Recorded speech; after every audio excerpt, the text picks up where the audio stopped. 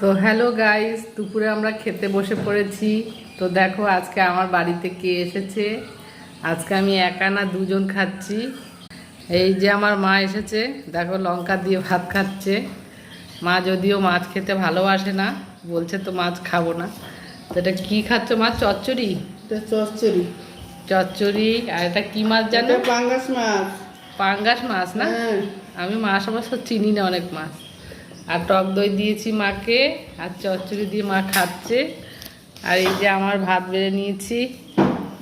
তো চলো খেয়ে নিই, প্রচণ্ড গরম। মা আজকে হঠাৎই চলে এসেছে, তো ভালোই হয়েছে খুব। আমি আগে ভাবতাম আমার দিদিদের বাড়িতে মা যেত, যে আমার বাড়ি মা কবে আসবে। তো এখন মা এসেছে আমার বাড়ি, আমি খুব খুশি। এর জন্য আমার একটা আশা পূর্ণ হয়েছে। হ্যাঁ, লঙ্কা লঙ্কা ঝাল নাই।